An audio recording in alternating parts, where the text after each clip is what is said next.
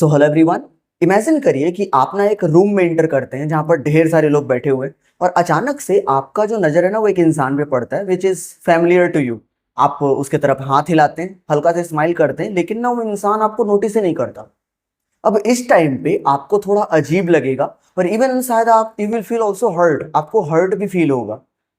अब क्या आपने कुछ गलत किया या फिर वो आपको नोटिस नहीं कर पाए? Well, communication doesn't really mean about what we speak. It is about how we speak. और यही चीजें ना मुझे कुछ चीजों के बारे में बताने के लिए मजबूर करती है, जो कि है हमारा communication skill. Now communication skill जो है that is a way to convey our message. अगर हम सिर्फ इसका डेफिनेशन देखते हैं तो अपने मैसेज को किसी इंसान तक अच्छे तरीके से पहुंचा देना ही एक रियल कम्युनिकेशन कहलाता है। इफेक्टिव वे हो उसका और सटीक तौर पर वो सामने वाला उस चीज को समझ जाए। नाउ इसके बारे में हम लोग ऑलरेडी बात कर चुके हैं and today we are going to check total 11 kind of communication skill which will make you better today. So get ready to dwell yourself with me in the world of communication, which will make you better, confident, and smart to speak well.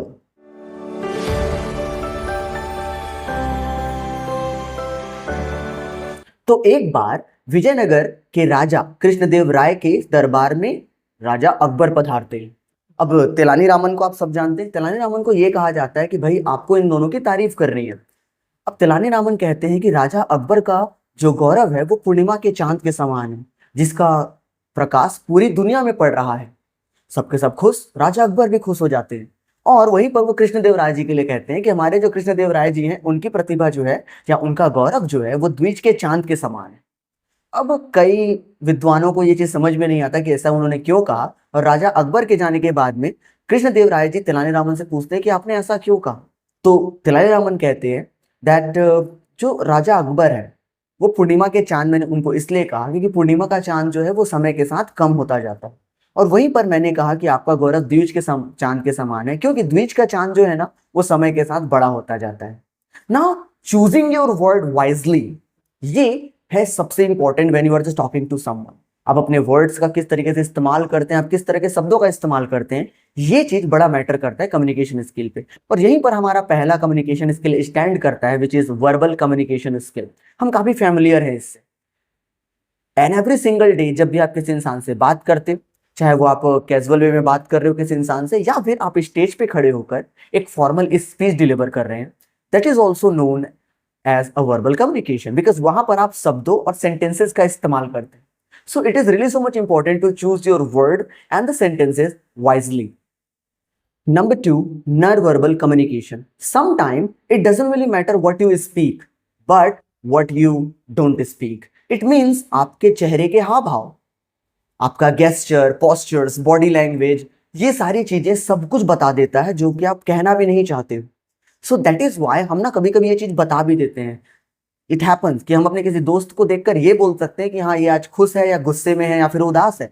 कभी कभी हम जाकर उनसे पूछते भी हैं कि भाई तुम उदास क्यों लग रहे हो, और लग रहे हो इन द मीन्स दैट उसका चेहरा वो सब कुछ बताता है, which comes in a non verbal communication where you just learn about the facial gesture, posture and about the body language.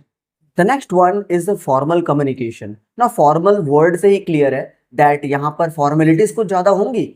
हाँ, means whenever you just talk in a work place और school और if you are just talking to someone who is professional, तो वहां पर हमारे पास कुछ protocols होते हैं जिनको हमको फॉलो करना रहता है। You can not break it. आपके पास वहां रूल्स एंड रेगुलेशन है, स्ट्रिक्शन है, जिसका फॉलो करते हुए आपको अपने कम्युनिकेशन को फॉर्म देना होता है। हाँ, इस तरह का जो कम्युनिकेशन स्किल है वो कहलाता है हमारा formal communication skill.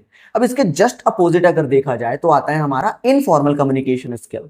Now informal communication skill जो है that is about the casual speaking, such as आप अपने दोस्तों से बात कर रहे हो, अपने फैमिली मेंबर से बात कर रहे हैं, तो यहाँ पर ज्यादा रूल्स रेगुलेशन नहीं होते। यू कैन टॉक रिलैक्सली, आप किसी इंसान से रिलैक्स होकर बात कर सकते हैं, बट यहाँ पर भी आप ना ज्यादा रूल्स रेगुलेशन तोड़ नहीं सकते, because informal communication is a really a key point to build a great relationship. The next come here your interpersonal communication skill.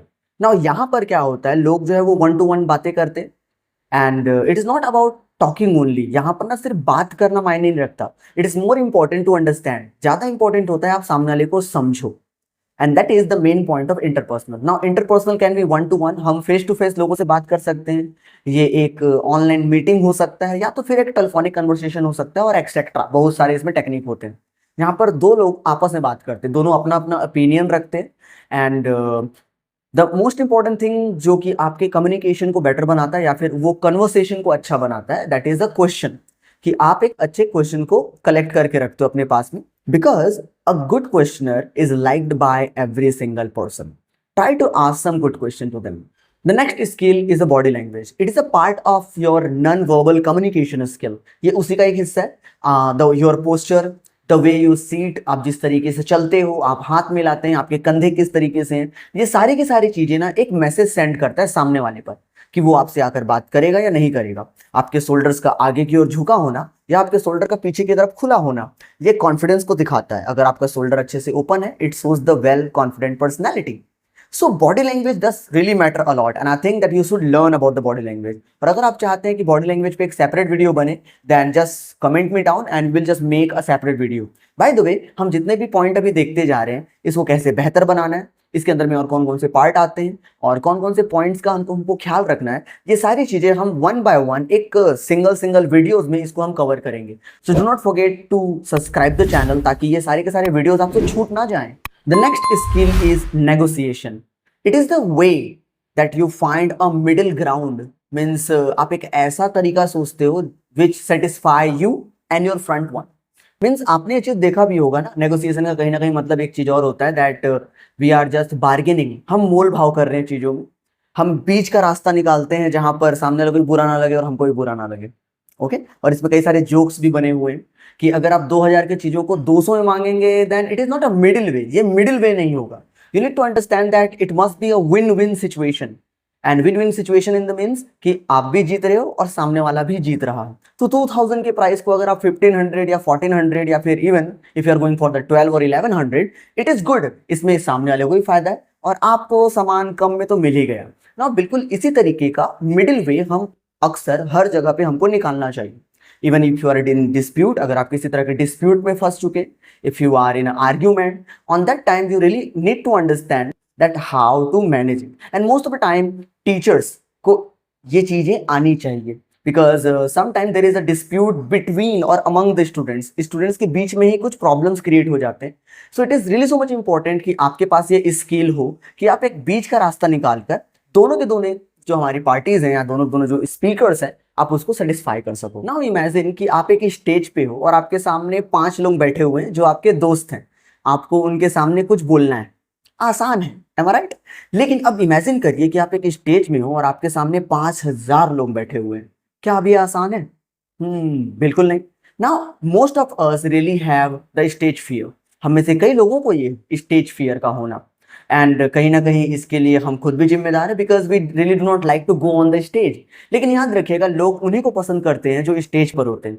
And that is why we love dancers, singers, actors and speakers because वे हमेशा ही हमको stage पर दिखते हैं. That अब एक चीज आपने नोटिस किया होगा कि स्टेज पे जब आप खड़े होते हो तो ऐसा लगता है कि कोई चीजें हमें नीचे की ओर खींच रहा है, या फिर ऐसा लगता है कि भाई माइक जो है बस हमें अब काटने ही वाला है. So this all the problems we all face. But इसका सोल्यूशन क्या है? So I will just give you only one solution here. मैं आपको एक सोल्यूशन देता हूँ. First of all just try to record yourself. अपने आप को रिकॉर्ड करिए such as I am just doing. ये वीडियो कहीं ना कहीं आपके साथ साथ मेरी भी मदद करता है because I also watch my video. मैं अपनी वीडियो को एडिट कर रहा हूँ, मैं अपनी वीडियो को बार बार देख रहा हूँ. मुझे पता है that how I react and how I speak. So ये मेरे लिए काफी आसान हो जाता है. And I will just say that कि आप भी वीडियो बनाइए. I am not saying that you need to be a YouTuber और you are going for any kind of reels. हाँ, अगर आप अच्छा बनाते हैं डेफिनेटली उस चीज को शेयर करिए, but videos will help you to overcome your fear. Okay and if you will just do such kind of a thing, you can be so much better.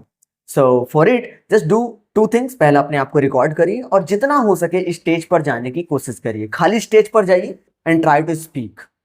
Okay tell me one thing, क्या आपको दादियों की कहानियां याद है? मतलब हमारी दादी थी, वो हमको कहानी सुनाती थी या तो फिर दादाजी कहानी सुनाते थे. एक अलग लेवल का मजा था ना उस चीज में. हाँ, हम अपने आप को इमेजिन करते थे उस दुनिया में कि हाँ एक पेड़ है जो बोल सकता है. और कहीं ना कहीं हम लोग जितने भी कार्टून्स और जितने भी मूवीज देखते हैं, such as my personal favourite is Harry Potter. और वो किसी ना किसी का इमेजिनेशन ही तो है।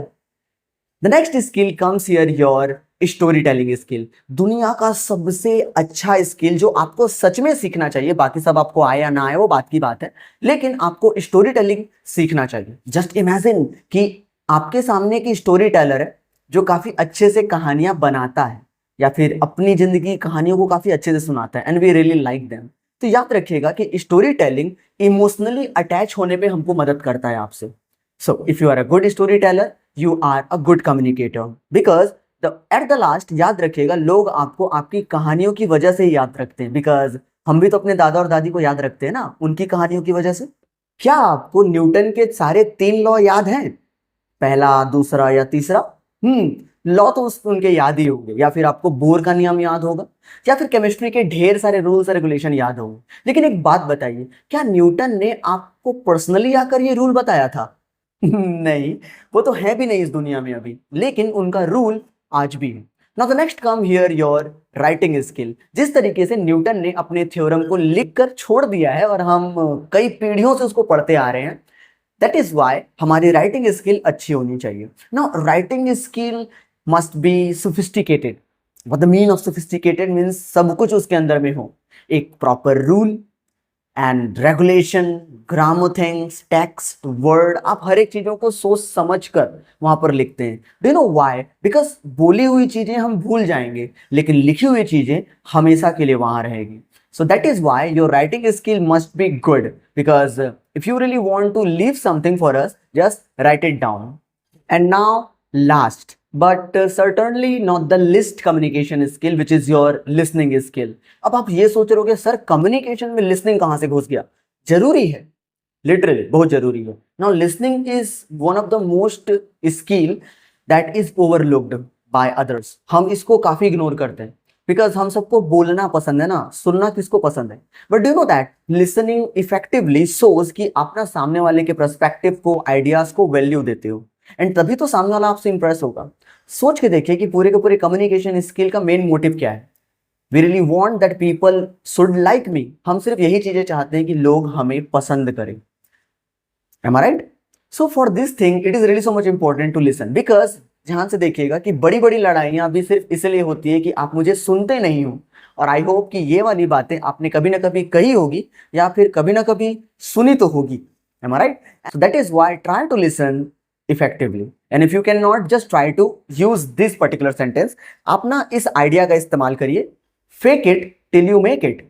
मतलब तब तक सिर्फ एक्टिंग करो जब तक आपसे नहीं बनता है। Just try to pretend that you are just listening, nod your head, say okay, yes, हाँ, just use this filler word so that सामने वाले को लगे कि हाँ यार सामने वाला मुझे सुन रहा है। Now each of this skills are really so much important to make our communication better, and if you just master it, you can live your life peacefully, thankfully, and even with the smile on your face, because every single person will love you if you can speak so well. So now you just tell me कि आप आज से कौन से skill पर काम करना शुरू करेंगे। Till then, take care.